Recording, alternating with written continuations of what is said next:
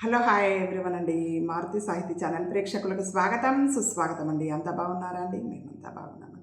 ఈరోజు మన మారుతి సాహితీ ఛానల్లో 3 in 1 నావెల్, మల్లిక్ గారి నావెల్ అభిమాన సంఘాలు పెడదాం రండి అనేటువంటి కథ విందామండి. వెళ్దామా అండి కథలోకి? సుదర్శనం తన స్నేహితుడు రంగారావు ఇంటికి వెళ్ళాడు. రాబోయిరా, ఏంటిలా పెంచేశావు అని అడిగాడు రంగారావు. ఊరికే నిన్ను చూసి చాలా కాలమైంది కదా, చూసిపోదామని వచ్చా అన్నాడు సుదర్శనం. ఏంటి మీ ఆఫీస్ విశేషాలు? అంతా సవ్యంగానే ఉంది కదూ?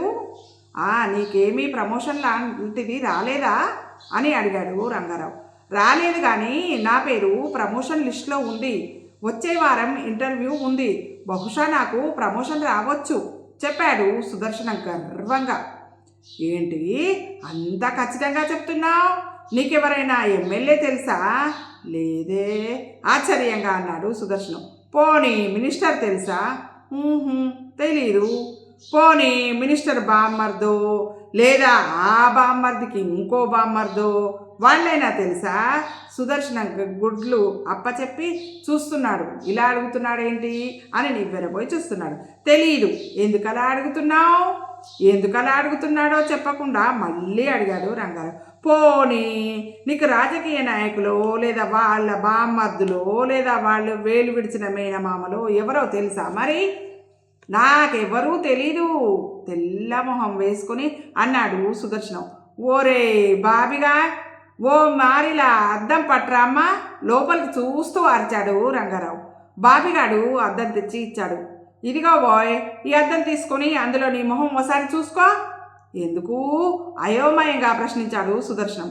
చెప్తాగా, ముందు చూసుకో. సుదర్శనం అద్దంలో మొహం చూసుకున్నాడు. ఎలా ఉంది నీ మొహం? కళ్ళెగరేస్తూ అడిగాడు. ఎలా ఉంది నీ మొహం? కళ్ళెగరేస్తూ అడిగాడు రంగారావు. బాగానే ఉంది అన్నాడు సుదర్శనం అద్దంలోని తన ప్రతిబింబం కేసి చూసుకుంటూ. ఎవరు నాన్న ఈ దేభ్యం మొహం అని బాబిగాడు రంగారావుని అడిగాడు. విన్నావా మా అబ్బాయి ఏమన్నాడో అన్నాడు రంగారావు చిలిపిగా సుదర్శనాన్ని. విన్నానన్నట్టు తల ఊపాడు సుదర్శనం. ఏమన్నాడు? దేభ్యం మొహం అని అంటున్నాడు జవాబిచ్చాడు సుదర్శనం. మరిప్పుడు అద్దంలో మొహం చూసుకొని మళ్ళోసారి నీ మొహం ఎలా ఉందో చెప్పు. దేభ్యం మొహం లాగానే ఉన్నట్టుంది అన్నాడు నీరసంగా సుదర్శనం. అద్గది, అందుకే నీకేమీ తెలీదు, ఎవ్వరూ తెలియకుండా నీకు ప్రమోషన్ ఎలా వస్తుందని అనుకుంటున్నావు? దేభ్యం మొహం అంటూ చప్పట్లు కొట్టి నవ్వాడు బాబిగాడు. సుదర్శనం బాబిగాడి వంక చూసి ఒక్క క్షణం బిక్కమొహం వేసి అన్నాడు. మరి నా పర్సనల్ రికార్డు అందరికంటే బాగుంది, నా సర్వీస్ కూడా అందరికంటే ఎక్కువ, క్వాలిఫికేషన్ కూడా నాకు చాలా ఎక్కువే. మరి నాకు ప్రమోషన్ ఎందుకు రాదు? అందుకే నిన్ను దేభ్యమొహం అని అన్నది. అవన్నీ ఉంటే సరిపోదు, మంచి రికమెండేషన్ ఉండాలి, అప్పుడు నీకు ప్రమోషన్ వస్తుంది అన్నాడు రంగారావు. మరి నాకెవ్వరూ తెలీదే, నువ్వే ఈ విషయంలో నాకు సహాయం చేయాలి ప్రాధేయపడుతూ అన్నాడు సుదర్శనం. రంగారావు కాసేపు ఆలోచించాడు. నాకెవరు ఎమ్మెల్యేలు మినిస్టర్లు తెలియదే, ఎలా ఎలా అన్నాడు. బాగా ఆలోచించు, మినిస్టర్ కాకపోయినా వాడి బామ్మర్దైనా పర్వాలేదు అన్నాడు సుదర్శనం. హఠాత్తుగా కివ్వమని అరిచాడు రంగారావు. ఏంటి, ఏమైంది కంగారుగా అడిగాడు సుదర్శనం. నువ్వు ముందు పద, లేచి చెప్పులు తొడుక్కుంటూ అన్నాడు రంగారావు. ఎక్కడికి? పదమన్నానా అని కసురుకున్నాడు రంగారావు. సుదర్శనం లేచి రంగారావుని అనుసరించాడు. రంగారావు ఓ కిళ్ళీ కొట్టు దగ్గర ఆగాడు. మంచి కిళ్ళీ తింటే ఐడియాలు బాగా వస్తాయనా ఇక్కడాగా అన్నాడు సుదర్శనం. నీ బొంద, అదేం కాదు, ఈ కిళ్ళీ కొట్టు ఆయన చేత రికమెండేషన్ చేయిస్తే నీ పని జరిగిపోతుంది. సుదర్శనం ఆశ్చర్యపోయాడు. పాని కిళ్ళీ కొట్టువాడు చెప్తే పని కావడం ఏంటి? నీకేమైనా మతిపోయిందా? ఎదురుగుండా ఉన్న ఫ్యాన్సీ షాప్లో ఓ అద్దం ముందు కొనుక్కుందాంపా. ఎదురుగుండా ఉన్న ఫ్యాన్సీ షాప్లో ఓ అద్దం ముందు కొనుక్కుందాంపా అన్నాడు ఫ్యాన్సీ షాప్ వైపు అడుగులు వేస్తూ. ఎందుకేంటి, మొహం చూసుకుందాం.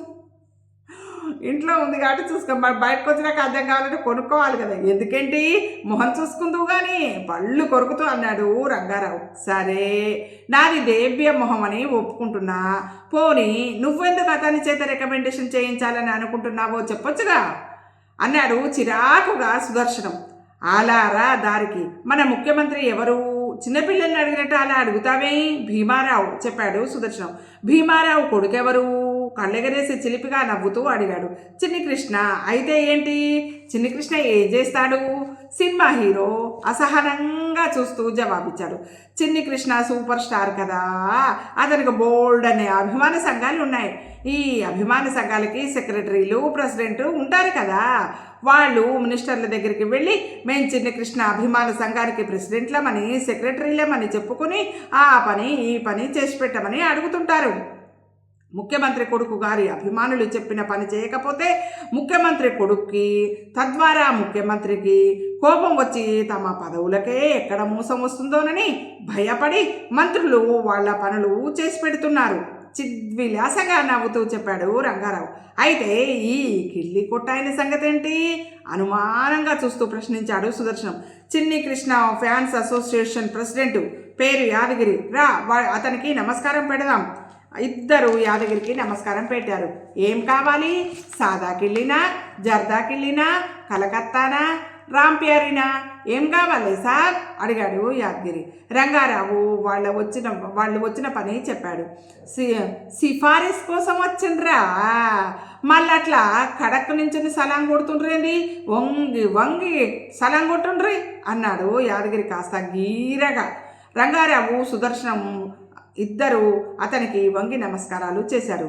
మీ పని నేను చేసి పెడతా, ఓ 5,000 ఇస్తారు మళ్ళా అడిగాడు యాదగిరి. 5,000 ఎందుకు అంతా అన్నాడు సుదర్శనం గుండెల మీద చెయ్యేసుకుంటూ.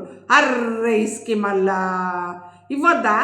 ఇస్వంటి పైసలు వస్తేనే కదా మేము చిన్ని కృష్ణ సినిమాలు రిలీజ్ గిట్ట అయినప్పుడు హాల్ టౌన్ డెకరేషను గిట్లా చేస్తాం, అవన్నీ చేయడానికి ఆ పైసలు కావాలి కదా, పోనీ 4,000 తీసుకో అన్నాడు సుదర్శనం. చల్ని అవ్వ, మీరు వేరే వాళ్ళకి రికమెండేషన్ చేయమంటే 10,000 ఇస్తారు, మాకు అది ఇవ్వమని 4 ఇవ్వమని అన్నా 5 ఇవ్వమన్నా పడి ఏడుస్తారు, ఇక నా వల్ల కాదు పోన్రి అన్నాడు యాదగిరి మొహం చిట్లిస్తూ. రంగారావు యాదగిరి సుదర్శనం చేత 5,000 రంగారావు యాదగిరికి సుదర్శనం చేత 5,000 ఇప్పిస్తానని నచ్చ చెప్పి పుజ్జగించాడు. ఓ 2,000 అడ్వాన్స్ ఇవ్వండ్రి, మిగతాది పనయ్యాక అన్నాడు యాదగిరి. ఆ సాయంత్రం యాదగిరికి 2,000 రూపాయలు తెచ్చిచ్చారు. పని అయిపోయినట్టే మాట్లాడాడు యాదగిరి. సుదర్శనం ఇంటర్వ్యూ అయిపోయింది, కానీ ప్రమోషన్ రాలేదు.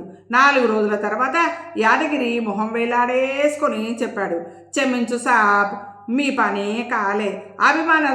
అభిమాన సంఘాల పేరు చెప్పి అందరూ పనులు చేయించుకుంటున్నారని మంత్రులందరూ పరేషాన్ అయినారు. ఎవ్వరికి నిజంగా చిన్ని కృష్ణ అభిమాన సంఘం ఉందో, ఎవ్వరికి నిజంగా అభిమాన సంఘం లేదో తెలుస్తలేదు. అందుకనే చిన్ని కృష్ణ అభిమాన సంఘాలకి గుర్తింపు కార్డులు ఇమ్మని ముఖ్యమంత్రి చెప్పిండు.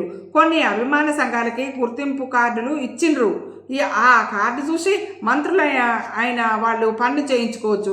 నాకు ఆ కార్డు గిట్ట ఇయ్యలేదు సాబ్, అందుకనే మీ పని కాలే అన్నాడు.